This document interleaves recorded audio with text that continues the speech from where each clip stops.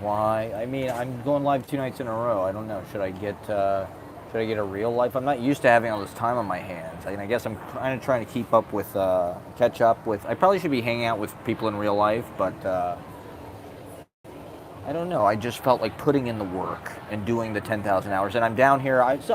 Well, for one reason, I wanted to talk about what happened yesterday. I don't know if too many people watched. Nobody did yet, but my live stream from last night, Drag Nocturnes, while not being necessarily the most coherent defense of whatever it is I was trying to defend, was actually probably the most dramatic cliffhanger I've ever had on a vlog, and I want to talk about what happened immediately after. So what happened was, you didn't watch, so I'll catch you up. This will be the recap. I was walking through Central Park on the way, I was sort of having a dérivé, tracing the psychogeography and just having an adventure, and rambling through the park. And, I was watching Hamlet, right? The Delacorte Theater. And so I went up on Belvedere Castle, and I was live streaming from Belvedere Castle.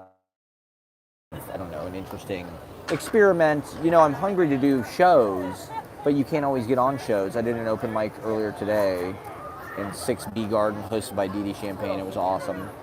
But it's like, I still want to get practice. I still want to do stuff. So it's like, what do? I go live.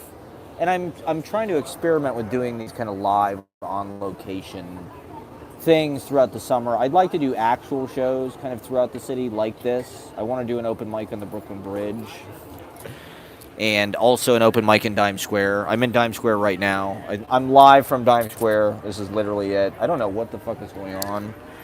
There's a bunch of ambulances, probably some kind of fentanyl thing, if I had to guess. But I don't know. That's complete hearsay. But anyway, I just thought I want to experiment with these live kind of walking around videos, walking and talking. I typically live stream,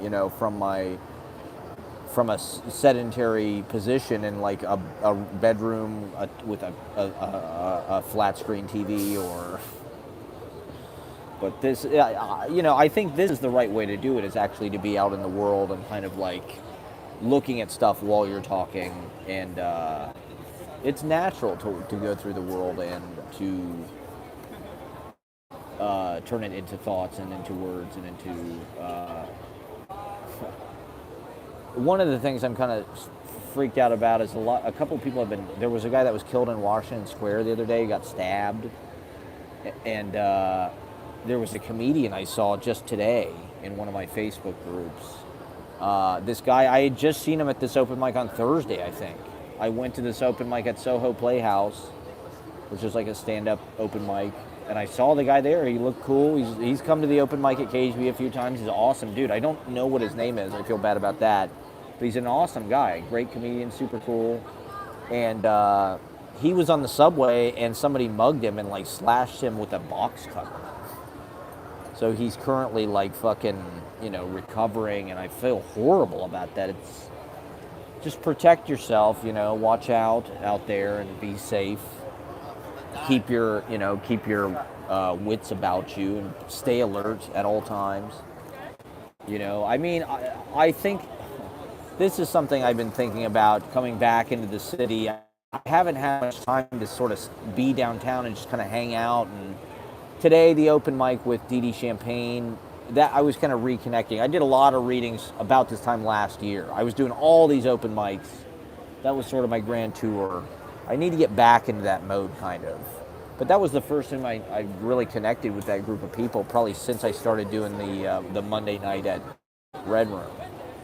So, I've been kind of in comedy world and doing other readings and things, but I want to try this summer to just get out and do as many shows as I can, reconnect with poetry, and focused on the comedy thing, but and also get these outdoor shows going. So that's why I'm here on location in Dimes. So yeah, last night, I was on location at Belvedere Castle. And, you know, I got this incredible footage of all this thunder and lightning because it was really threatening. I mean, it's just that time of year. You know, it's really hot during the day. In the evening, generally kind of lets off steam. There's these thunderstorms. It was like this when I was living in that apartment. You know, it was just like there were the kind of these evening thunderstorms in Manhattan pretty regularly this time of year. You know, late July, August.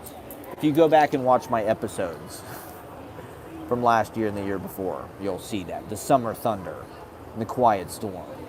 And I got caught in the fucking quiet storm and the steamy bath yesterday. So I did a stand-up set actually about it at Grizzly Pear, believe it or not. After the Après Le Deluge, I did stand-up in Grizzly Pear Midtown, which is like my favorite new place. Because they actually have late night mics. You can show up at midnight. I gave the guy $4. I didn't even have $5. He was cool about it. He was like, just give me $4, it's fine. And I got to go on at midnight. And I actually did pretty good. I filmed it because I had a lot of... What I realize now is like one of the things that people have always laughed at with me and my brother is they like seeing us get pissed off, right? Like that's part of your job as a comedian. Like people laugh at you, like Bill Burr, right? His whole tone of voice is like just angry, pissed off guy. That's like his default kind of character almost. And so that's almost like the essence or the spirit of what he's representing on stage. Having some kind of, emotional mode or something. When I was a kid, right, people used to always aggravate my brother and myself because they loved seeing us get pissed off. They loved seeing us go, like Charles Grodin, right? Charles Grodin is the ultimate guy. It's fun to watch him get pissed off for some reason. That's why they put him with Clifford. That's why they put him with fucking Beethoven. Because those are the ultimate, annoyances. Slobbery St. Bernard dog and devil child. And so he just explodes with this hilarious kind of irritation. That's kind of my personality too. I don't know if that's a Midwestern thing. It's kind of a hilarious personality type, kind of cantankerous, curmudgeon, old, what are you doing? And so I talked about how I got drenched. So I was on Belvedere Castle. To be honest, I should have fucking stayed there. If you watch the live stream, you hear me debating, like Hamlet, what should I do? Am I going to get struck by lightning? Because there was lightning and thunder. They canceled the play. When they canceled the play, they had delayed it a few times. I had this really nice vantage overlooking the Delacorte and the Turtle Pond. It was very Shakespearean. It was very Hamlet. It was very Elsinore. It was very Denmark. And but at the same time, I'm like, I'm on this promontory. I'm exposed. Like, is this a dangerous position as far as the thunder and lightning go? Am I protruding? And I've got my fucking phone and so I'm like, you can see me on the live stream. I'm debating. I'm like, should I leave? Should I go? What's going to happen? It's going to rain on me? There was a roof there. I had a roof over my head. I should have just stayed there and waited it out. I should have but to be honest, it was kind of interesting. Because you see me go through the fucking ramble in the pitch dark, and I was a little freaked out. I saw somebody, some people fooling around in there, as they should be, but like, I'm just trying to get out of there. I'm trying to get to shelter, trying to get to safety. It's like, pitch dark in some of those places. If you watch the footage, it's like the Blair Witch Project out there. I don't know what, anything could have happened to me. And so luckily I made it out alive, but it's Central Park it was going on midnight or something, and you could just feel the storm kind of brewing. You could feel it in the air. You could feel the swirl of the kind of cold air and the threat of like at any point it felt like the sky was about to burst over and just start letting it all down. And that's what happened. I mean, it started to sprinkle a little bit, just a little tinkle. And then, so I was a little bit disoriented because fucking, it's dark. I was trying to follow the buildings. I'm like, okay, there's fucking high rise there. I'm walking towards that. But the paths in Central Park are deceptively windy and thing. Like, especially at night, it's not totally cut and dried where everything. It becomes this magical Midsummer Night's Dream, mutates, right? It's protean. It becomes this space of kind of like mystery because of the darkness. You don't know what's out there. It's enchanted. You can see the stars. It's like Perry and Jack. That's when they go to Central Park. They go to Central Park at night. They get naked and they talk to the little people. They talk to the fairy people. They say, this guy's just hauling ass through here. We're live from Times Square, New York City, Chinatown. Going live here. I was on the Heath. The wind picked up. The wind began to howl. It was all along the Watchtower, you know?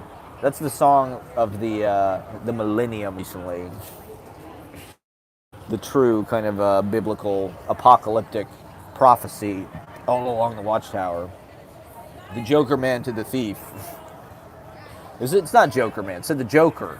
He didn't really become Joker man until the 80s. That was an 80s thing. In the 60s, he was still the Joker. Like the rolling paper. In the 80s, he had to figure something else out. He became Silvio and Joker Man and shit. Robert Hunter got involved and shit got crazy. Shit got cray.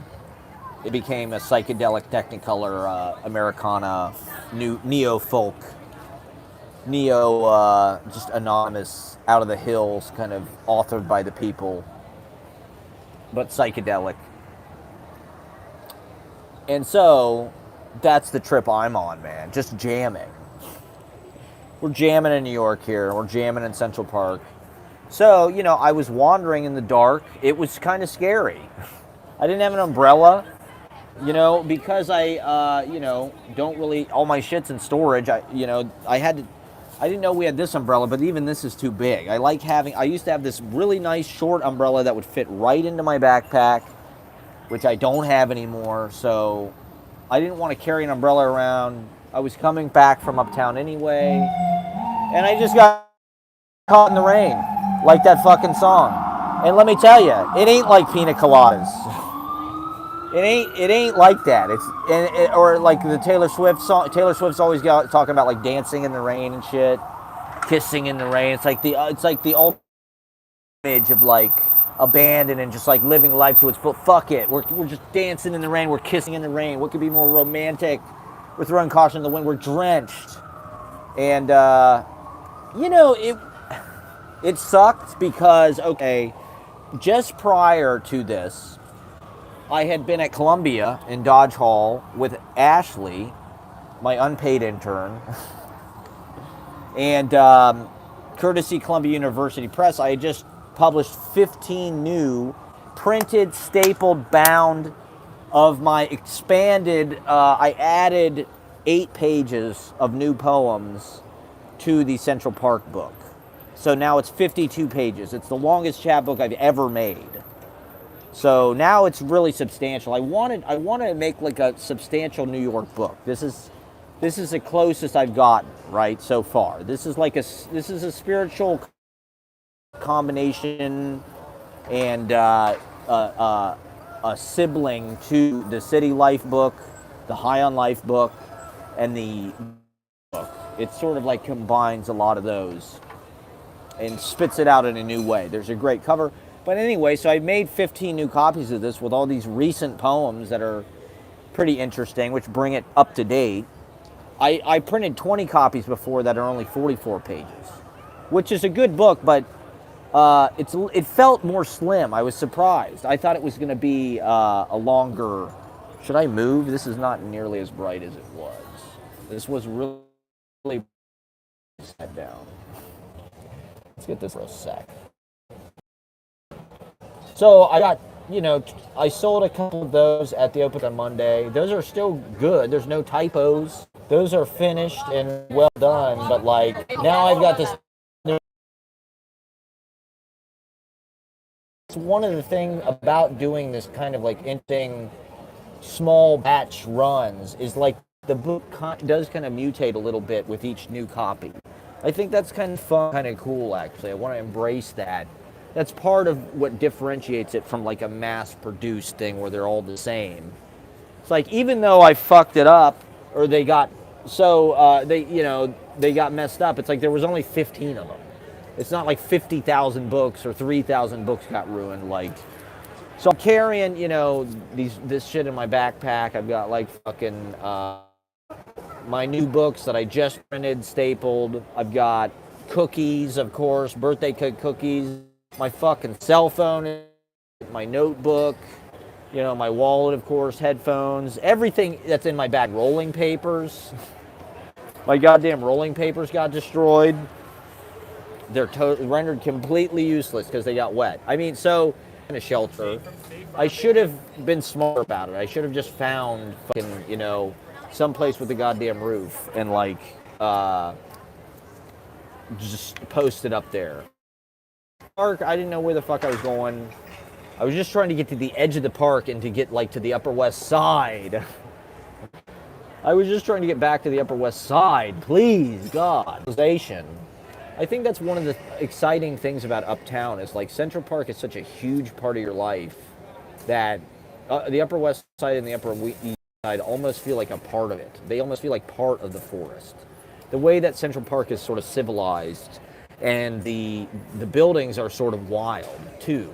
They're like the jungle, right? The urban jungle. Not the Upper West Side or the Upper East Side are particularly, but wild or anything. But it's still like, that's very interesting up there. The way you can just enter into the park on your way to do other stuff.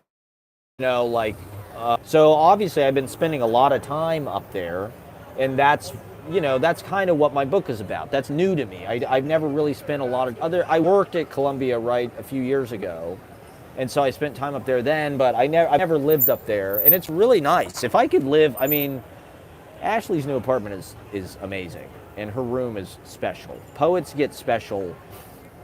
Every once in a while, you get a special, nice thing. And you get to do your good work there, and you get to be protected, and so that's cool. And that whole neighborhood is really nice. There's nice food, and it's very peaceful. It's a really nice part of Manhattan. It's kind of weirdly, it's not completely overpriced. And I don't know how much the apartments are, but the food and stuff is not unreasonable. And there's still kind of funky college vibe up there. A little bit. The Hungarian pastry shop, shit like that.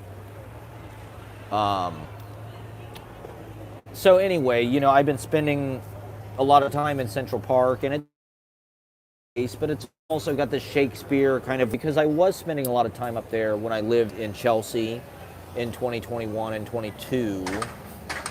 I was riding my scooter up there actually a lot. And, it was my favorite thing on earth was riding my scooter up to Central Park at night and just going around that loop. It was so peaceful, and just being with the super talls. If you live in Manhattan, get a fucking electric scooter. It'll be the best decision you ever make in your life. It's so fun. It is absolutely the best way to get around Manhattan, especially. And I wish I still lived here and was still living that life, because it was the best. It was the best time of my life. But Lower Central Park, I don't know.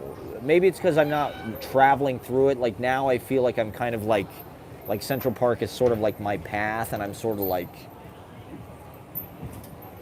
wandering through it and sort of ambling through it with this kind of like, I don't know, like it's the fucking Heath, or like I'm Bobby Burns or something, right? Like there's that statue of Bobby Burns, or it's the Highlands. It's the, there's also these great videos on YouTube of Speed Levitch talking about Central Park, the great Speed from the cruise.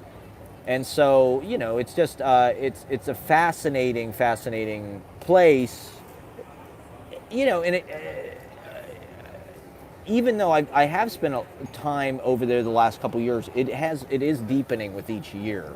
And that's kind of what this book is about. You know, like this year, the time I've spent there and the relationship I've had to it. You know, like the reservoir, I never got up that far north before. So I've been kind of more on the north end of the park, where the Jackie Kennedy Onassis is on the cover of my book. That's the reservoir, right? The Jackie Kennedy Onassis Reservoir. I think that's kind of cool. She was a really good patron of the arts, and she loved poetry, actually. I think she edited some anthology of poetry, and it had, like Elizabeth Bishop and all that kind of stuff in it. So she knew her stuff. I think she was an editor or something, right? For some kind of publishing house in her, post-White House. So anyway, I was in Central Park doing my spiel, doing my soliloquizing along to the Shakespeare, and as you can see, I ran for it. I tried to make it to safety, did not make it, and I got caught with my pants down. But there's some incredible footage, because if you watch this stuff, there's all these lightning flashes. It's kind of scary. I could have been hit by lightning, I suppose, knock wood. I suppose that's unlikely, but it could have happened. And you can just see the situation. You can see I don't know. This is the kind of stuff typically, right, people enjoy to watch in film and television. They like to watch people in danger. They like suspense. They like these sequences where somebody's in the dark and is there somebody out there? Where am I? Hello? Help? And, anything could have happened. Right? That's what people like to watch in a movie or TV show traditionally. So I thought in that sense it was a pretty exciting sequence for like a live stream. My live streams are pretty, like I said, typically glued to one place or whatever. Maybe I should go over here.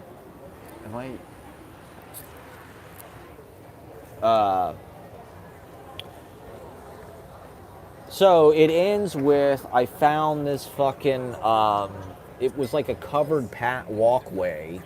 It almost was like a covered bridge, but it was just like covering a little section of this long walkway that sort of goes alongside the fucking loop thing by like the lake or whatever. It's near where I read for some of my poetry on the vlog in 2021. It's like on the west side of the park, probably like in this. Okay, so I stop under this fucking. It was like a leaf trellis thing that looked like sort of like a covered, like I said, bridge, right? Even though it was just a pathway.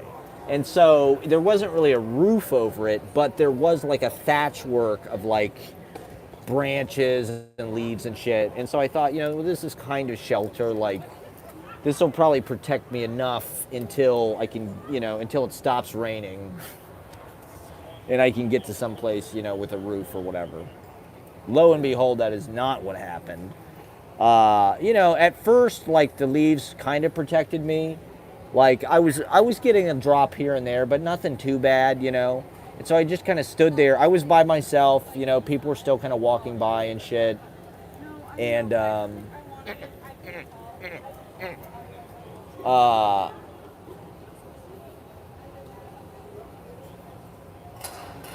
but after about, 5 minutes, it just started to fucking downpour. And, at that point, the atrium of, fucking branches and shit was sort of like the arboretum ceiling was sort of like, I was getting wet, I'm wearing a white t-shirt, my salmon shorts, and my white show business shoes, so they all got soaked. I got fucking soaked, right? It was a downpour. People are, young lovers are running through the rain. They're kissing. What do we do? When I started, I was there by myself. But then like a couple people came and they stopped for a second. Then like this other guy came, and the first people left. It was like a couple, so they left. So then it was just me and kind of this weird guy standing on this atrium, and it was like pouring. It's like pouring everywhere, and we're getting wet, And it's like this guy, it was kind of a sinister vision in a way. He had these kind of round glasses like the fucking bad guy in like Roger Rabbit or something. He had this kind of like, I don't know, kind of specter or like sinister kind of like, no, I don't know, maybe Nazi, or, you know, some kind of German, like a Dr. Strangelove. He looked like Dr. Strangelove kind of. Except he wasn't in a wheelchair. But he was just kind of standing there, and I couldn't tell if he was looking at me or not, you know, and we weren't saying anything. I was just kind of huddled, like, you know, it's raining on us, basically. We're getting wet. What do? It's pouring, you know, out where there's at least there's like a little bit of cover. But then, you know, this guy's sort of like looking at me, and he's sort of like facing me, and I can't tell. It's like, is he looking at me? Like, he like kind of moved closer to me, and I'm like, oh, this is kind of weird. This is kind of nightmarish. Like, it's thundering, it's lightning, I'm stuck. I was watching this Shakespeare play. Like, this situation kind of keeps going from bad to worse. I mean, this is not an uncommon scenario. I'm sure, you know, people get caught in New York City in the rain and in Central Park in the rain all the time. Like Woody Allen's Manhattan, right? They get caught in that storm and they run into the Natural History Museum. It's like, this happens all the time, I'm sure. Just like Woody. And so, you know, this kind of weird, you know, the light is like, my glasses are all fogged up because they're all wet, you know, I mean, they're just soaked, so I can't really see anything. His glasses are shining because they're all foggy, and so I'm just like, this is too fucking weird. I gotta get away from this guy. Even though it's Central Park, New York City, like, nothing bad is going to happen in the year of 2023, but I still have these things on my mind where, like, the guy got stabbed in fucking Washington Square and died, and then the other guy got his face, like, there does seem to be a rise in kind of these violent crimes. Maybe I'm imagining that, but you know, the thing that has been different about New York the past few years versus San Francisco and LA and these other big cities with the liberal mayors is, like, New York's homelessness problem is not, I mean, it's horrible, and, like, don't get me wrong, like, it's present, but, like, it's not like San Francisco or LA where it's just like there's fucking shanty towns everywhere. And I mean San Francisco in particular is just like, I mean, I'm not complaining about that. I'm just saying that that's how it is.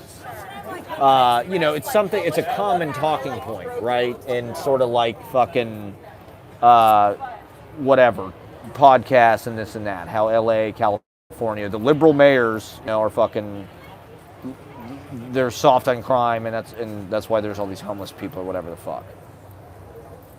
They can't get control of their cities. So that in New York, you know, it's such a security state, and the island of Manhattan is so easy to sort of like, I mean, it has a moat around it. It is a fortress for the rich. You know, it is a castle. It's increasingly becoming that more and more so. But, you know, what you're seeing is income inequality. You know, when you see worsening fucking poverty on the streets, when you see people getting stabbed, when you see people shooting up in broad daylight all over the fucking place, which you do now. You can't even walk down Gay Street in the West Village anymore. That nice little street between Christopher and Waverly. I used to walk down that all the fucking time. Now it's like there's people shooting up. I'm not complaining about it per se, but like I am not necessarily going to be going down that street as much as I used to for the time being, you know. And I'm not saying that this is all a bad thing. The problem is the income inequality and the fact that there's a lot of empty apartments and a lot of empty office buildings. I really think they need to get serious about turning these office buildings into apartments.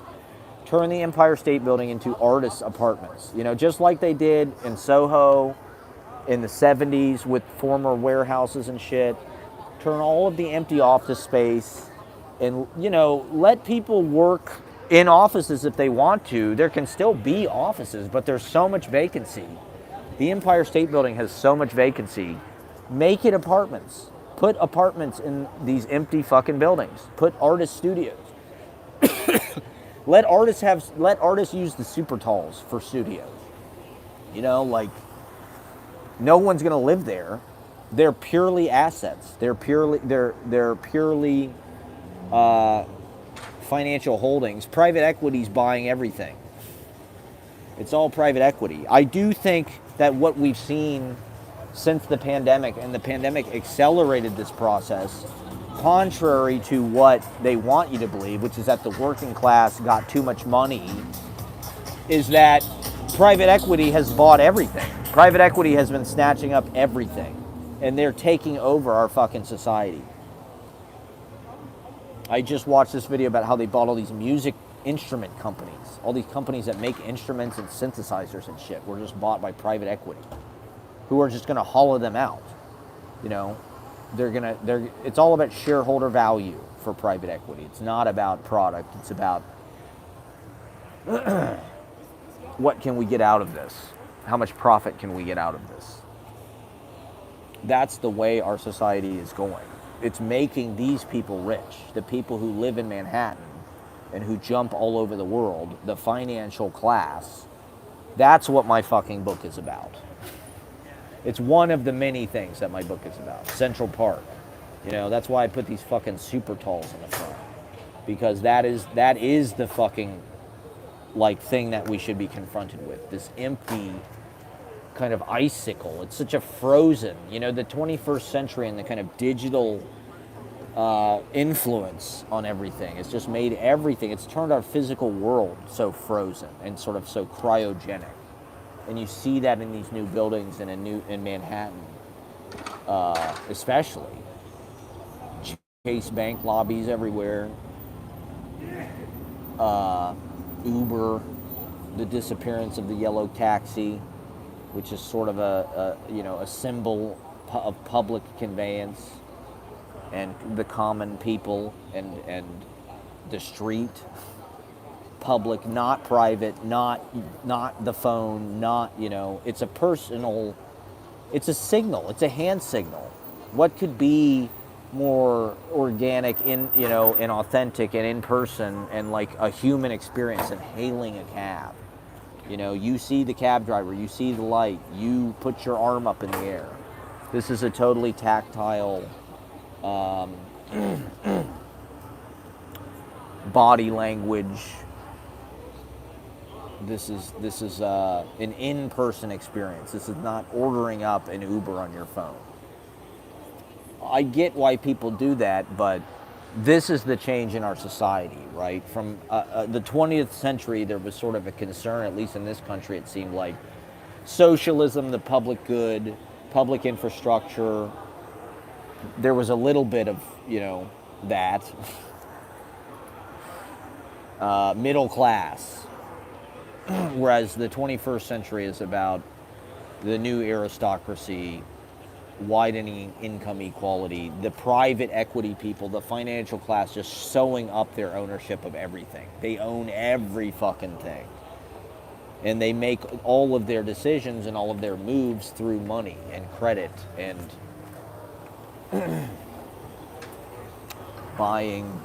paying for things, buying plane tickets, buying this, buying that. You know, we what choice do we have? We have to go into that. So anyway, I'm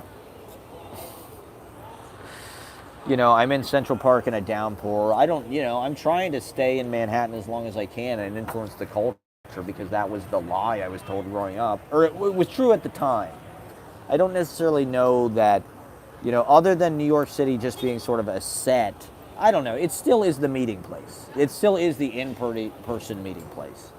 And there's just so much culture here that's what I love about it. That just sort of like octopus in the rhizome, the living rhizome that is in the immediate area of just like, this huge, especially like literary poetry conglomeration of all these open mics, all these readings, Brooklyn, New Jersey, Queens, Uptown, wherever, Staten Island, downtown. Just the power of that, the pulsing kind of membrane of that, the tentacles of that, like it's still the center, it's still kind of the place you have to be. But more and more, I don't know, I would like to conduct myself across the world. I would like to travel everywhere and bring the good word everywhere, across, this country and beyond, other countries, international, cities everywhere. I want to take my books and teach people, get people publishing, get people starting their own open mics. Not to change the subject too much, but I ran into these two guys today in Tompkins, Robert Frank and Kiernan. I think it's Kiernan, or is it Kieran? They were playing guitars, and I was sitting there, just chilling in Tompkins, eating, and I thought I recognized the guy from the open mic. I apologize to anybody I don't recognize, but to be honest, like I do, especially at the open mic, it's like there's just so many people that come through. Like sometimes it is like I don't really recognize people actually. I feel bad about that, but I do, I am meeting like 50 people a week or something. So I don't always know people's names, but I did recognize the guy's face. I was like, I think that guy's from the open mic. He was playing guitar, and so I was just like, I think I recognize this guy. Maybe I should start walking or something. And sure enough, they were super cool. He had one of those e-bikes, like one of those motorcycle electronic bicycles, and then. Sir, you would have kind of shared $5. Sorry, I have no money. Sorry. Sorry, no. Sorry. The reality of doing this on the street. If I was rich, I would give money to people. If I made money, I would give $1 to every single person that asked. I have no problem giving money to poor people. In fact, I don't care what they do with it. I would give all of them money if I could. I swear to. In fact, I've thought about it because they always ask for change. I've thought about maybe I should just give them my change. They almost always they ask for change. That's not very much money. I could give them my change. So I've thought about maybe I should give them my change. But if I was rich, I would give every fucking poor person that asked, $5 if I could.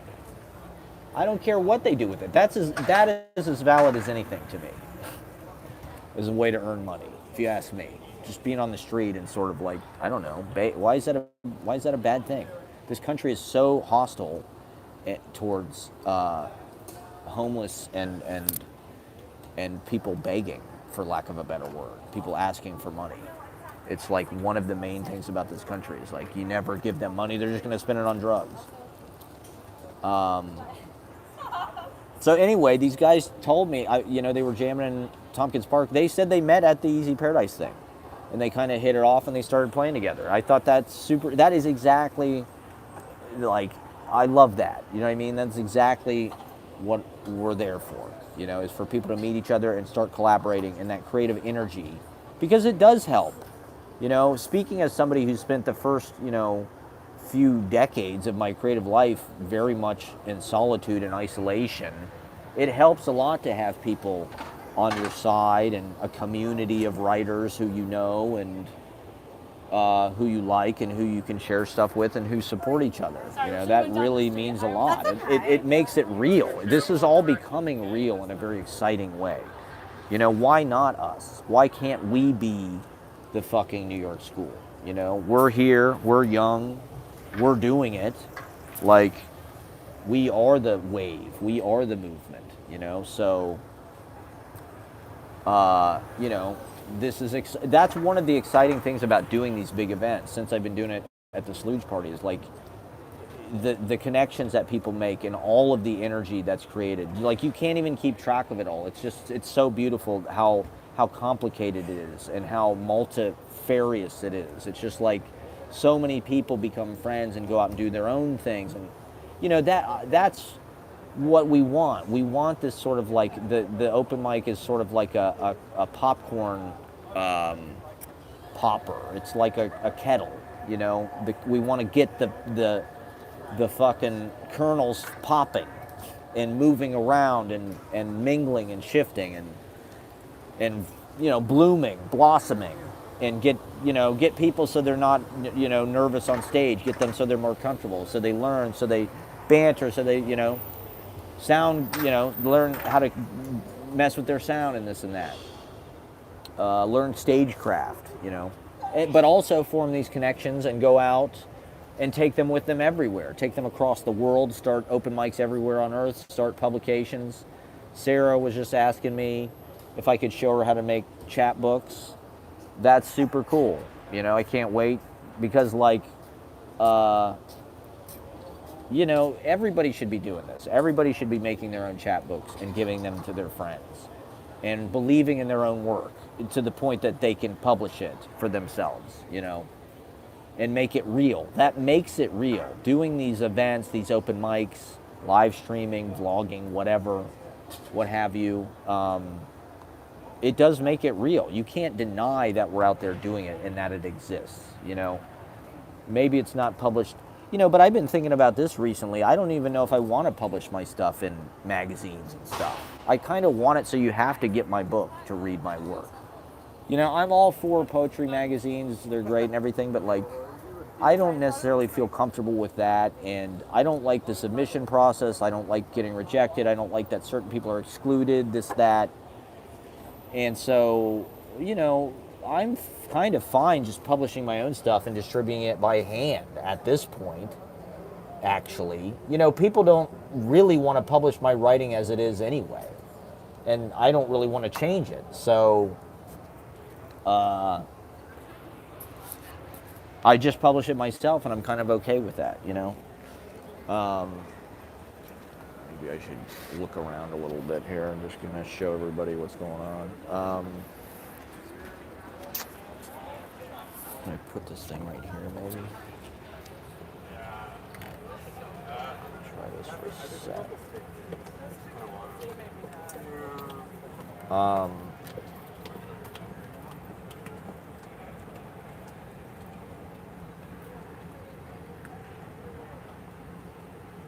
You know, like the more we can kind of spread that practice, get people writing their own stuff, get people activating themselves, get people awake, get people turned on. That's the point. So anyway, yeah, so I was in Central Park, total downpour, in this Leaf atrium with this guy. I ran away. I was scared. It was like a nightmare. It was like some weird kind of like child's nightmares. It was totally an anxiety nightmare. I was like, this weird guy I had to get away from. So I'm running through the rain. I'm getting fucking soaked. I mean, I am just getting totally soaked. There's nothing between me and the elements. I'm King Lear. I mean, it's 70 fucking 4 degrees, so it's not like cold or anything, but like my t-shirt is skin tight. It's clinging to my body. My shorts are soaked. I'm certain that my phone is dead. I can't even believe it's working right now, to be honest. I was absolutely certain that just like my phone was dead. I mean, my last phone broke because it got like a few droplets on it when I took it out in like a sprinkle. So I just figured my phone wasn't like, it was pretty wet.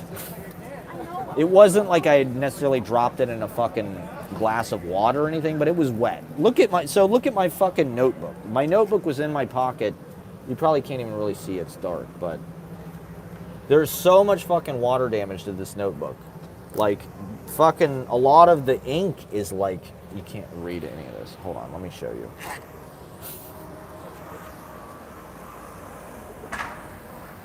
Like, this water damage on the corner. You know, this was my new notebook. This right here is water damage on this corner. You know, a lot of this book is, or the new stuff that I put in this book is in this notebook. And then, you know, like, whoops. You know, the pages are all fucked up and so, you know, I mean, it's a $2 notebook, but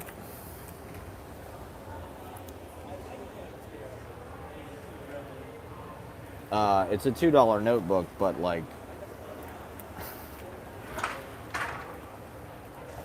you know, I'm such a like careful person. I'm always like so scared to lose things. I'm constantly paranoid that I'm like gonna leave fucking something behind. Am I gonna forget something? You know, like my books are gonna get water on them. You know, that's like one of my worst fears. It's like, oh my God, you know, I have all these books. That's like my big kind of like treasure trove in like my collection or whatever. So I've got all these fucking books, and like, you know, when I lived in an apartment, it was like your biggest fear is like anything is going to happen to them. They're going to get creased. The corners are going to get slightly creased. You know, you might spill a drop of water. Luckily, none of that shit has really happened to me too much. You know, I've never had, like, knock on wood, like my shit get flooded or anything like that. So like, you know, I've been relatively able to keep my stuff, you know, through all the instability of my life, you know, and having to move from one apartment to the next, having these tiny fucking rooms, all these storage spaces, you know, moving every 9 months or so, carrying my fucking books everywhere. Like, it's amazing that I haven't lost more, but it's something that I'm constantly like worried about, you know, or like, you know, causing some kind of damage or something that's irreparable, permanent damage to something. You know, I'm constantly, maybe this is like a weed thing, but I'm constantly like paranoid about this stuff. And so it's rare for me to find myself in a situation like this where I'm like not prepared and like fucking, you know,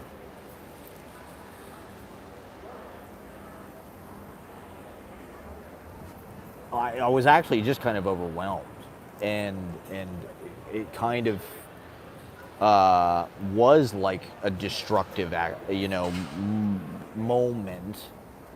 But, you know, it was also kind of like cleansing in a way. You know, I don't think, you know, nothing really bad happened. My rolling papers got soaked. They're sort of ruined. It's a $2 loss. What else?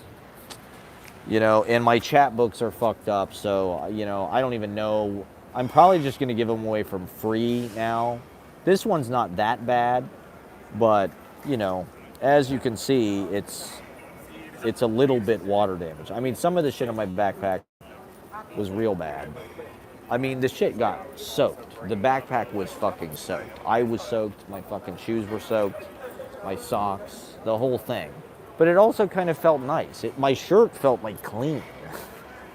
It smelled really good afterwards. It felt like maybe the fucking rain had actually made me cleaner than I was.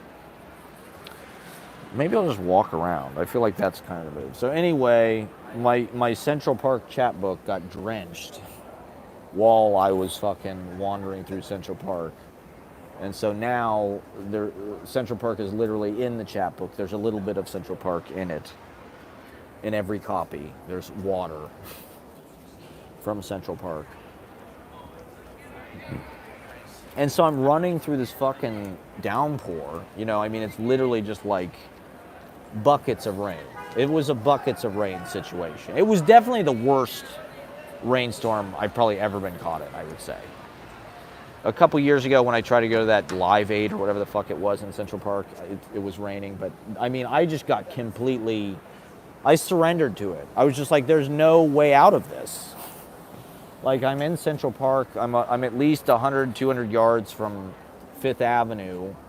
Like, there's nowhere to go. And so I'm just running as fast as, you know, I can through, like, pouring fucking rain.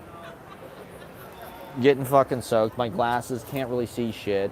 My phone, you know, fucked. Totally fucked. I'm just like, it's done. There's no way it's even going to turn on. And, so I'm running, and I fucking run into the goddamn strawberry fields. You know, I was lost in the woods. It's dark. I don't know where the fuck I am. And, of course, what do I happen upon? I happen upon the goddamn strawberry fields in the fucking Imagine Circle. You know, the Imagine Circle with, like, the roses and shit, the flowers for John Lennon is just getting pounded by fucking rain. And I'm like, what does this mean? When the rain comes, they run and hide their heads. Is that the message here? Is John Lennon trying to teach me to just... What's the song say? Rain, I don't mind. Rain, rain, rain. The weather's fine. Okay, so the rain is good, right? Rain makes corn, corn makes whiskey. That's not a John Lennon song, but, you know, it's kind of equally good. Rain makes corn, corn makes whiskey. So yeah, I got caught in the fucking rain in Central Park in Strawberry Fields. Strawberry Fields forever. I'm imagining being dry, god damn it.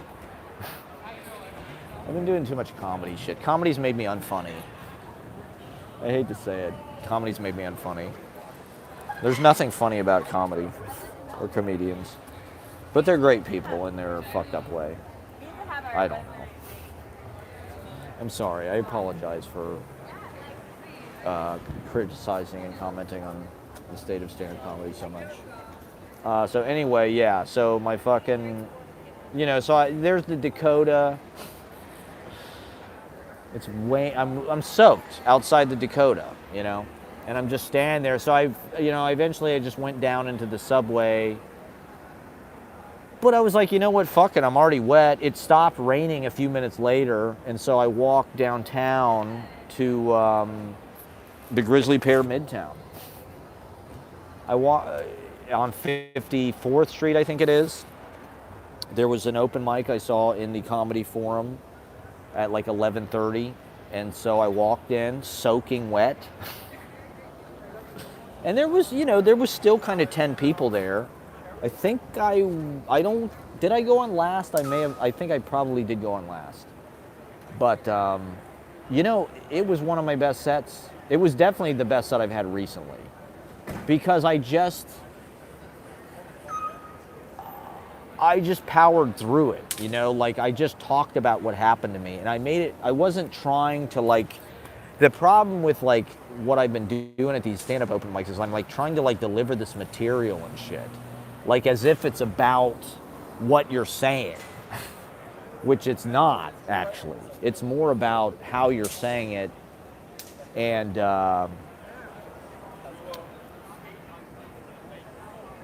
it is about what you're saying, definitely, but I think you get overly focused on that, making some kind of analytical, logical argument or something, rather than just you need a character with that. You need an attitude and some kind of emotional, a lot of these comedians are chain smoking, Dennis Leary, right? That's his spirit. That's his fucking animus or something. Or Rodney Dangerfield is obviously got the eye bulge thing and the don't get, it's he's got this kind of mentality and this attitude and this kind of emotional response pattern that makes him a character that I don't know, that's kind of what's fun to think about shaping. And I don't know, it was fun to just get up and do it. I like performing at that club in particular. Those clubs in Midtown, the Producers Club and Broadway Comedy Club. Producers Club is fun for what it is. And Broadway Comedy Club I haven't really been back to since that was the first time I ever did fucking comedy, was at Broadway Comedy Club. But the Grizzly Pear, it's they need more of these midnight open mics all over the city, but in Manhattan specifically. There should be a downtown midnight open mic. I can't believe there's not, actually. How is there one at fucking Midtown? Maybe Midtown, I guess, is a more common meeting space, or people from New Jersey or Queens or uptown or wherever might go to Midtown. It's closer to them if you live in Astoria or something, maybe.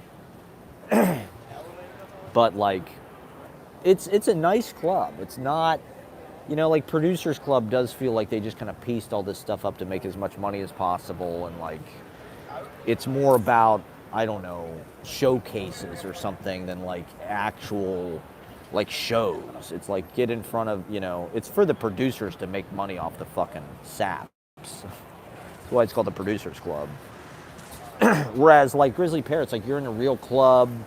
There's the nightclub tables. Like I said, there was people from the audience that had stayed. There was a couple people in the audience that were really kind of into it, and I kind of had a back and forth with them.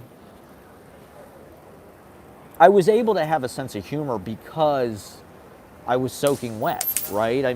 I had been humbled. And I don't know, this has sort of been part of what this week is about. That was the second thing that happened to me this week. And then I got a fucking pastrami sandwich, and this morning I had real bad stomach trouble, which never happens to me really very much. So that was like 3 things this week that were not like bad, but like, I don't, it's been kind of a, just one of those weeks. It's been fun too, and there's been growth and discovery, doing new things, trying different things, and connecting with different parts of the rhizome, connecting with different parts of the big monster of New York City culture, touching different parts of the brain, the sensorium. Okay, so I got 20% battery left. Maybe I'll go till I have 10%. I have a few things left I want to talk about.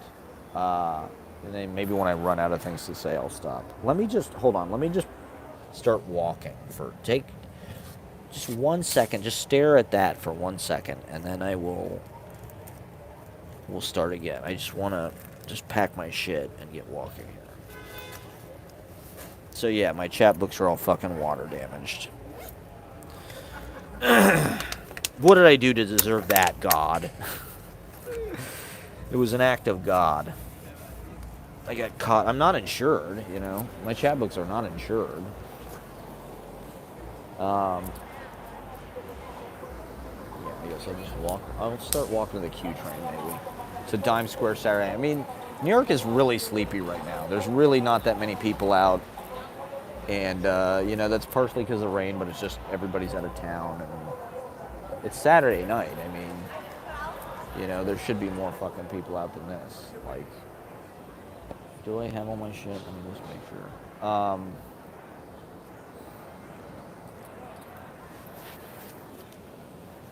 don't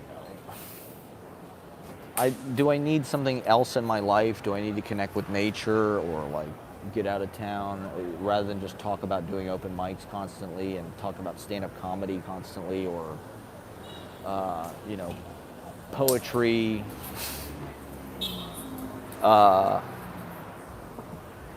Okay, so this open mic I went to today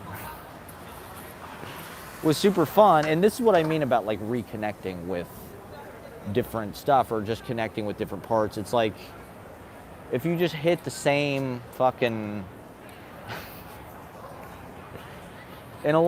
it's just funny how much of this sounds like self-help, because self-help is, to be honest, a big part of like my artistic process. It's how I learned to do this, to be honest. A lot of self-help books and self-help type things are like bound up. So like, doing the open mics, doing reps, getting out there. Like this is all kind of the dogma of that, self-starting, repetition, consistency, learning by experience, going out into the field, facing your fear. But at the same time, it's like, I don't know, doing these open mics and stuff to nobody. It's like, okay, last night, it's like, it was fun to do it. I got a nice little video of it. I did record it. But, I didn't really stick around and talk to anybody. I didn't meet anybody. It's not like I got a gig out of that. I didn't get any followers out of it. So it's like, okay, I got a little practice. A lot of my stand-up sets, that's one of the reasons why I'm sort of like, I love doing this, but like, it's not just about working your ass off. It's also about being smart about how you work, where you work. Going and doing a set to 5 people that have no idea who you are, it's, it's cool that they've seen you now, but like,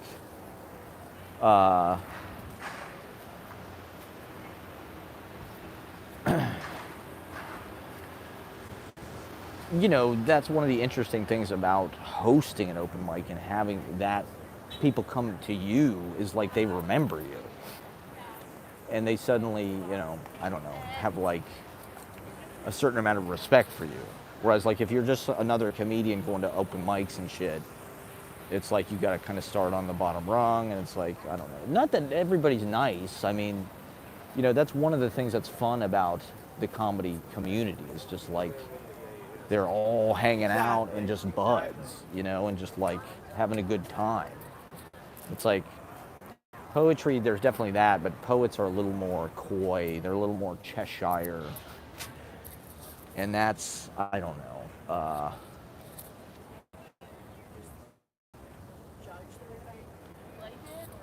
I mean,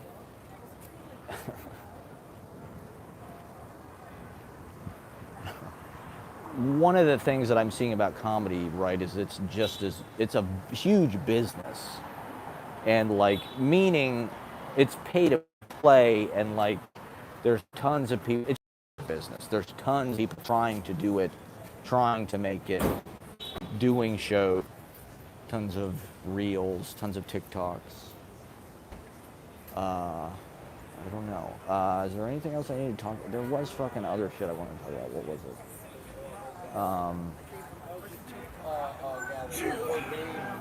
You know, reconnecting with Dee Dee Champagne. Greg Masters was at the reading. So was Peter Bushyager. I haven't seen him in a while. Shout out to Greg. You know, I haven't seen him probably, I don't know, a few months. You know, it's like I was going to 3, 4, 5 open mics a week, you know, 2 of which would be in the East Village. And, you know, if you stop going to stuff, you can fall out of the rotation pretty quick. You know, like I haven't been to that Neuronautic. They do this open mic at Auto Shrunken Head Neuronautic.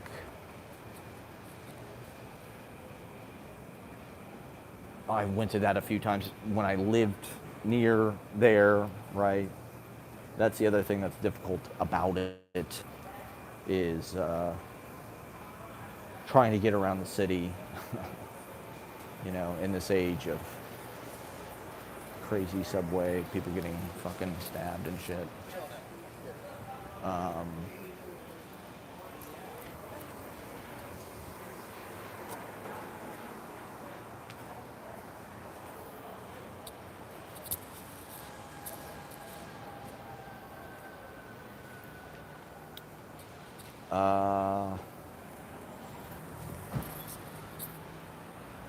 Yeah, so I read a few of my pieces. It went pretty well. You know, I feel pretty comfortable. It was just fun to do because it's this beautiful outdoor garden. They've got this covered stage, and it's a super cool crowd. I mean, I miss not being able to go to more stuff with that crowd of people, because it's like the punk rock, you know, Ron Colm and Linda Kleinbub and Philip Giambri and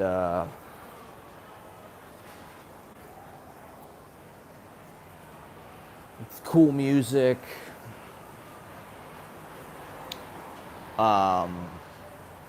And so it's a good crowd. It's a good poets. This guy Ron Bass was really good. Ron Bass. Is it Ron Bass? You know, they're all pretty serious poets. So like, they're, you know, these people are beatniks. They live for poetry. They've all got rent-controlled apartments. They're the ones that, like, you know, not that we're imitating or like any of this stuff is even new. This kind of bohemian community way of doing things, where like you're publishing, you're giving your book to your friends, you're collaborating, you're publishing each other, you're doing readings in your living room, you're doing readings all over town, you're booking stuff, you're reading on roofs, you're reading outside. You know, this is nothing new. Reading across the country, drinking, writing together, writing in the park on typewriters. It's all beautiful. You know, this is how it should be. This is the lives of the poets for real. You know, living it, living poetry. And you don't need academia. I mean, it would be nice to make money, but also, you know, then you would be enslaved to the ways that they do things, and you'd have to do it like that. And it, you know, here we can make our own curriculum, and you know, I like that it's sort of the college of real life, and it's an invisible hand. You know, all of this stuff is happening without prompting, really. You know, there's no design. It's a rhizome. It is living. It is a fungus. So-and-so decides, hey, I want to do an event. Boom, they book a venue uptown someplace. So another person decides, hey, now I'll do an event. They book something you know, out in Brooklyn somewhere. Somebody else starts an open mic. Somebody else, you know, people become friends. They start hanging out all the time. It's like, this is what makes life worth living. This is what gives life meaning. These relationships, these moments, these events, sharing thoughts, sharing art, and having people that like you're spending time with, growing with, who you like, who you respect. You know, this whole community, this whole rhizome, right?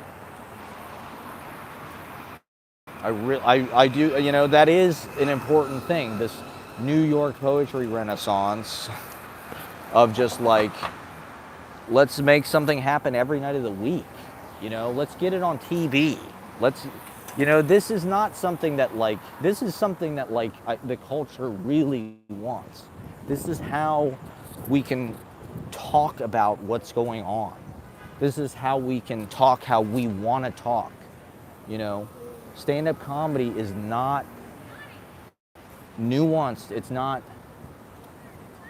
not detailed enough. It's too beholden to these broad issues and these tropes that it kind of hits over and over again. It's like poetry is a way, and that's what I found, you know, doing this open mic today. Is like I said, I've been doing all these fucking comedy open mics, and you know, like I said, I love doing them. They're fun, but also like a poetry open mic is really, you know, the zone for me. I mean, you're just getting a more specific take. You're getting more specific information. It's shaped more definitively, word by word. You know, and just like the concentrated mind power of that, of the poets. You can feel it in the room. And I think one of the powers of poetry, and poets know this, is like, even though it's not quote unquote popular, that doesn't matter, because the value, I feel like, is fully realized, if only through the relationships with the people in this community who experience it. But that's as valid and as fleshed out and important, you know, talking to millions of people is kind of not that important if like they're idiots and what you're saying is stupid. You know, but talking to a dozen people who are, you know,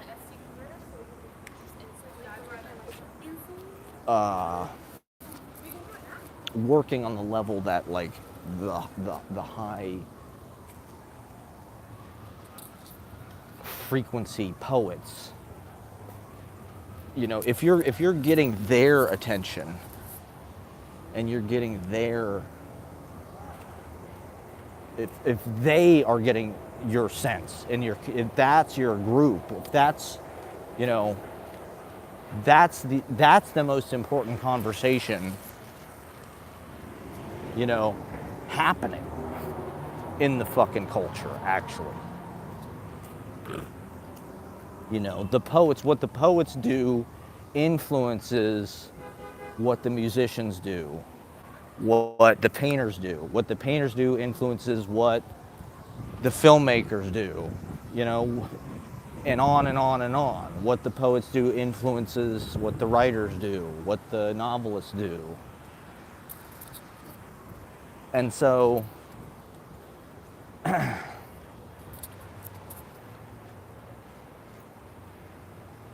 it might seem like poetry is like this minuscule, it's, you know, in our culture of celebrity, pop culture, mass production, big money, big commercial enterprise, big packaging, big media, poetry feels like this little it's like greeting cards, or I don't know. It's just like, it's not, they don't talk about it on Entertainment Tonight. They don't talk about it in the media, really.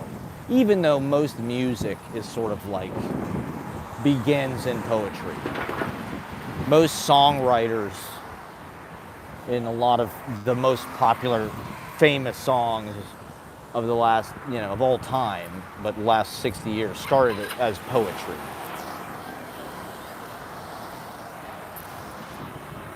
And songs really aren't poems. That is the other thing that, like, is really the point of the open mic, is like revealing that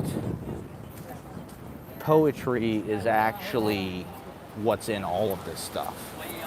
Poetry is what's in music. It's what's in fucking comedy. It's what's in movies. It's what's in everything. Because it's just kind of it's just kind of like a descriptor of the interface of consciousness, which everyone experiences.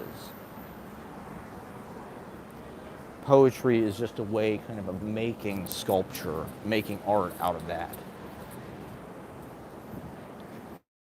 Maybe I'll just fucking stream till my power goes dead. It's kind of exciting now that I started walking. Maybe I'll do more of these live walk-in talks. I don't know. I think because my phone got wet, the battery is now gonna do what it did before, which is like, it just drains faster. I mean, okay, I've been streaming for 72 minutes. I had 50% when I started. Yeah, definitely. Yeah.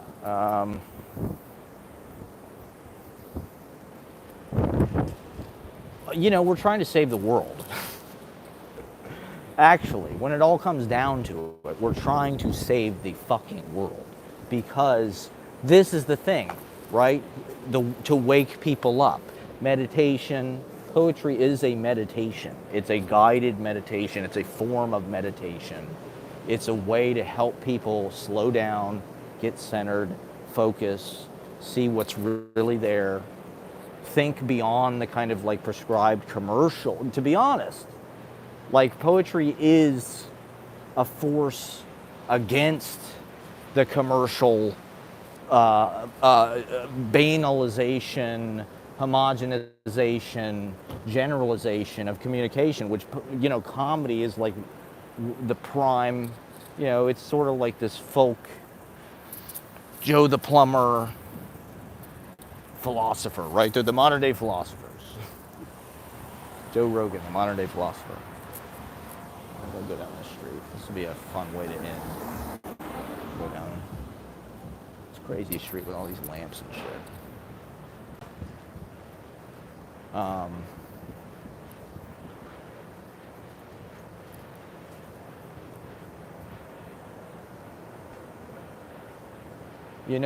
We live in the soundbite culture. We live in the lowest common denominator culture. We live in things have to be diluted to speak to the most number of people possible, or else they're not important.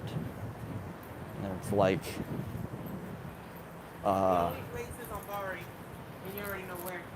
somebody's got to feed every level, Not that there's anything bad with pop culture. There's a lot of great pop culture, right? And a lot of artists have managed to do both, to be huge popular successes.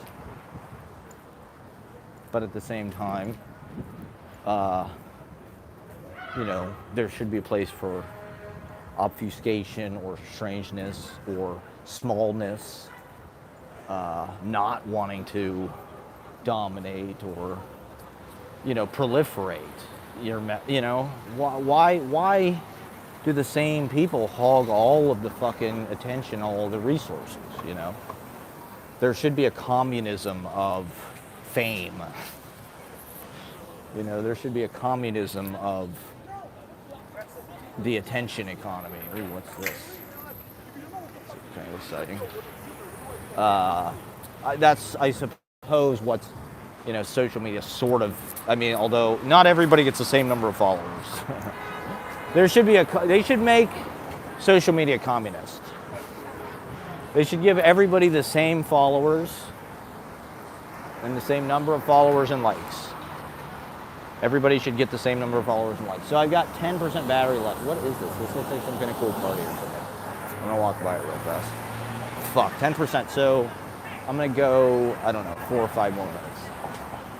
What is this? Oh, there's upstairs, I see. Okay, so anyway.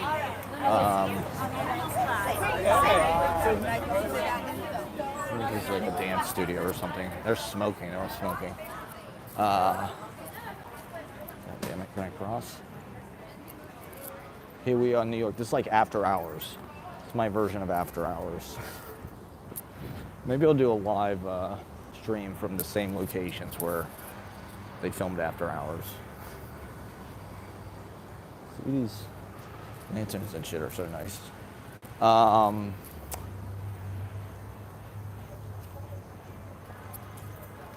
The communism of likes. All likes will be evenly distributed from now on, and everyone will have. To be honest, I don't even know why they have followers. Why don't they just show your pictures to whoever? Like, I don't necessarily want to see the same pictures every time, same person's pictures. Show me different shit. I don't need to follow. Like I'll follow my friends or whatever, people I know, but like, just show me anything. You don't need to only show me things that like I follow. That's what the algorithm should be for, right? It should be for helping you discover what the fuck you like to see and showing it to you. This is one of the frustrations that I think all of us have with the modern world we live in, is it's just not designed for like functionality. It's like designed to fucking show us what the goddamn rich people want us to see. Control what we see, basically. I mean, not that that's anything new, but the people that are controlling what we see now are not trustworthy. These tech, the unholy alliance between tech and finance, and the private equity owners of every fucking thing making the decisions. These people don't really have anybody's interests in mind other than their own. And the only reason they're even attached to these companies is because of money. As soon as they start losing money, they'll bail, right? There's no pride in the fucking thing.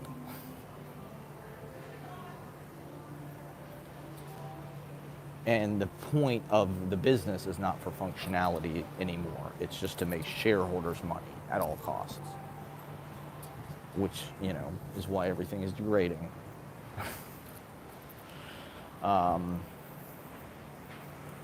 But, I don't know. I think it could, maybe, I don't know. I've been thinking, how, like we really need like political change. The way that these private equity companies are able to buy everything, and the way that the stock market behaves, and those fucking people comport themselves. It's like there should be fucking laws. The changes need to happen in the fucking government to stop this. They need to stop the fucking super talls. They need to stop giving tax breaks to empty fucking businesses. That's just dumb. They should do whatever they can to get a functional, good business into every fucking storefront that they can. And they could. They should give tax breaks to people who want to fucking get into these spaces and do anything. That's who they should be giving the tax break. Give me a fucking tax break. I would love to have a fucking venue. Ooh, okay. Sounds great. Poverty by America. That sounds about right. By Matthew Desmond. Yeah. I mean, I just don't. People don't really realize just how like all the money was vacuumed out of their fucking pockets over the last 40 years. And fuck, this is the river. The river in fucking Chinatown, famous hipster hangout. I'm trying to be cool and relevant here by hanging out downtown in the Dime Square type area. See. Okay, I'll put that on the summer reading list. Poverty by America. Sounds about right. Speaking, here's all the fucking courthouses and jails and shit down here. The municipal kind of fucking power centers. There was a guy smoking weed on that fucking doorstep that I just walked by. It was kind of interesting. Yeah, so I don't know, like I was saying, the point of the open mic and what we're doing is to save the world, right? People should be making music. They should be spending their time making beauty, making recordings. That is a perfectly great way for yeah, I'm vlogging. Hi. Hey, how you doing? Hey, what's going on? What's up, bro? Where you from? You guys are so you're accustomed to vlogging. See, a lot of people see it and they're like, wow. I've seen. I watched a lot of YouTube. I don't. Yeah, so Are I'm you? all on YouTube Do you have all a day. channel? Do you want to shout it out or anything? I don't have a channel like that, Okay. but like I would say, respect to your channel. Good luck. All right, Good hell luck. I yeah! hope it blows Thank up. you guys. Yeah. It's Scenes from a Life. It's my reality show. It's my poetry reality Nice, show. I like it. Yeah, On YouTube? exactly. Yeah. At You're actually looking at. No, I'm literally gonna follow you. yeah. What do It's you do? Do you look? See? SCENES, and then it's underscore. So it's Scenes from a Life. Maybe if you just type in Scenes from a Life. Yeah, exactly. Like that? Let's see. You just videotape drunk people and then. Hell Like, yeah, like this is that. amazing. I Yeah, love yeah, videotaping. yes, Fucking, good. what's going on here? Help me. All right, It's a great sick, bar. sick. It's All right, one of the I'll do it, best yeah. bars in New York City. It looks lit as hell. I'm like I shocked. literally just got off This looks my like- plane like Hell 2 hours ago yeah. from Chicago, and I've been traveling since 9 a.m. And I walked over here from my hotel by myself, and I found a really lit place. Where you And from? Where you from? I saw you. Hell yeah, here I am. Bam. Follow it. Yeah. Where you from? All right, sick. I live in New York. I've lived in New York since 2010. I'm from Ohio originally. Yeah. Okay. Yeah. I'm from Illinois. So How's Ohio? I bet you Ohio is awesome, by the way. everybody hates Ohio. No, I would love to go there. Fuck that. No, people shit in I don't Ohio. wanna- Ohio is fucking probably Do you, amazing. like, interview Fuck that. people, Fuck that. or, Ohio. like- Sure. Yeah. I mean, can you hear? I don't know. Maybe. Should we interview? So yeah, are you you're here in New York, and are you going to see any Broadway shows, or what's the plan here while you're in the city? Well, my family is going to the Lion King, Oh, fuck yeah. but I am not going, unfortunately. Good for you. I came last minute. They asked me yesterday at like Yeah. 5 p.m., do you want to go to New York really? tomorrow? And I said, okay, because I'm spontaneous like that. Yeah, that's you know? amazing. Yeah. So is this like a weekend thing, or like? I'll be here until Wednesday. So, Okay, amazing. yeah. I love that. Spontaneous. Were they coming here spontaneously, or? They had it kind of planned out. Okay. And they had, like, they're going to the Eiffel Tower, wow. Statue of Liberty and, like, shit like that. The typical. Have they been here before? Or? No, none of us have been here before. I see. Okay, so you have to do all that. You have to do the And bus. That's why I felt like I had to yeah. wander by myself. Because they're Exactly. asleep in the hotel right now. So I was like, I need to go experience You're at it. the Whiskey Tavern. This is where you need to be. This is I need to go the. experience it for myself and see All I how gotta it say is this, compares to Chicago. Like, They're listening to Gasolina in there. Okay, are Yeah. they doing that in Chicago? Yeah. oh yeah. Yeah, they This are. is New Yeah, York. they are. This is the cultural center of the world. Okay. Chicago's badass. I'm walking Chicago's here. badass. Chicago's I'm badass. walking here. That's right. We have all kind of cultural offerings here, like the Whiskey Tavern. Yeah, it's a great bar. You know what's Exactly. great, Jonathan? You can see the Lion Listen, King on people in Broadway. Ohio is amazing. I'm sure I would love to go to Ohio. You've never been there? I've never been there, but all I can tell you is I guarantee you the people are fucking awesome as fuck. I would love to go visit Ohio. People are I would awesome. love to visit it. Where- I would you're love from to New visit York? Ohio. I'm from New York, yeah. Fuck yeah. I would love to go to Ohio and just fucking hang out with the motherfuckers. Where Yo, in New York are you from? I'm from Staten Island, but Oh, hell yeah. I'm in Brooklyn now. But I would love to go to fucking Ohio. I would not shit. I would never shit in Ohio. Ohio's probably fucking awesome. And those Do people shit on Staten Island? Yeah, people shit on Staten Island all the time. But yeah, whatever. Whatever. So it you is. understand Yeah, what it's I like get to it. be from a place that sucks. Yes, I do. I totally get it. Yeah. I Well, love should it. I go to Staten Island for any reason? Hell yeah, you should. Hell yeah, you What should I do there? Go to Richmond Republic. You want to see a bunch of fucking dirty wops Italians? Go to Richmond Republic and go hang out with a bunch of fucking Italian Americans. You'll love it there. Is that all right? Yeah, That they'll sounds treat lit you as like- fuck. They love it. Yeah. Gabagool, Yeah, gabagool. exactly. Yeah, exactly. No, seriously, you'll have a good time. No, honestly, the people shit on it, but they'll treat you with so much respect. Pete It's all Davidson bullshit. made a whole career out Yeah, of Pete it. Davidson from also from Staten Island too. He's true. Yeah, And he exactly. hates He's it. true blue. It's all fucking bullshit. It's like, Staten. if you go there, it'll be fine. You'll love it. Oh, Trust yeah. me. When Alright. he says there, he goes there. I forgot Go about in Pete there. Davidson. Holy shit, no. You friends with him? No, hell no. Have you ever met him? I kind of hate him, Have you but ever- you know I'm who sure he's Al fine. Capone He's gonna be is? cool. Why do you hate him? Why do you hate him? I don't know. He's that kind of like I hate any celebrity. They're like it's like Yeah, bullshit. me too. I don't Fuck watch the it. celebrity industrial complex. They're okay. We're out here I don't partying hate him. That's on the- YouTube, baby. This is Yeah. the new celebrity fucking let's YouTube, go. baby. Let's go. Woo! Let's Staten Island. live? I'm so live. I'm 86 minutes in here. What do you live on YouTube? Oh yeah, I'm live on YouTube. I got one person watching. That's great. Right That's there. amazing, It's though. lit as hell. But then Yeah. It gets uploaded.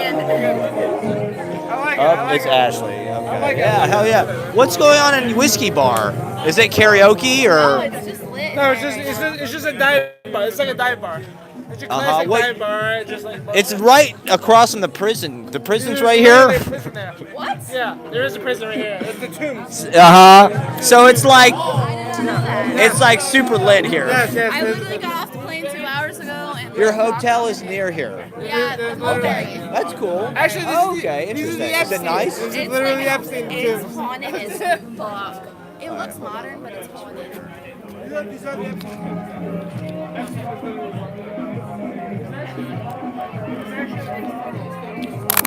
All right, we're live. It's haunted. The Epstein is haunted. No, the Mulberry. The Mulberry, right? Yeah, That's Mulberry. is that like a boutique hotel or? They like made it look modern and shit. Like at least I walked in there for like 30 minutes, you know. But like it looks modern in the like the lobby Yeah, area. right, They have I lights and like LEDs and shit. But then you go upstairs and the doors creak. But then the atmosphere on the inside of the hotel, haunted as fuck. It's like old and like fun. Does Like that freak you out? Being in no, New I York love and- that shit. Yeah. I love that shit, but I could feel it. I was in the bathroom Yeah. and I was just like, oh my god, there's shit in here. Yeah. Like I. You're from Chicago? Yeah. Chicago haunted? Well, I'm not from there, but I live right. there. Ah, is your family live there? But, yeah. Really? You all moved there? Yeah, so like I grew up there, but I used to live in like Massachusetts and shit, like Virginia. But Chicago has a Fucking lot music. of very Yeah. haunted places. Really? Okay. There's some really cool cemeteries Yeah. where you will feel like you are being chased out of the cemetery. Just the second you walk in there, you feel like somebody's like scratching down your back, like chasing you out. God. It's so cool. Bachelor's Grove Cemetery in Illinois. Bachelor's Bachelor's Grove. Grove Cemetery. Do it. You get some fingers going up your back. No, seriously, fucking do it. Sorry, I don't know Sounds if I can lit. speak. No, that's great as hell. You can say anything you want on my channel. My channel's totally about freedom. We're First Amendment absolutists on YouTube. I'm gonna get you channel banned right now. No, do not say anything. I'll say some dangerous shit right now. Definitely not. Definitely not. All I can get a challenge. right. I know. We know. Just By the way, nothing bad, but like conspiracy stuff. right. Of course, they ban you for that stuff. I got a warning strike once. Oh, no, so, All right. no, Good not night, getting banned, Ashley. not getting banned, but, go to Dr. No, no, no, no, no, no. We're not hearing any of this. We're not hearing any of this. All Oh yeah, of course. right. We're just drunk. We're reporting live Oh yeah, let's go. Let's go. from fucking downtown. Good night, Ashley. Right now, what's going on here? Let's go. What the fuck is Here this? we are, downtown. What is this? Okay. Probably gonna sign off here. My battery's running out, Yeah, so I gotta sign off. Okay. Thanks for watching. Thank you for watching. Good night. guys, you guys are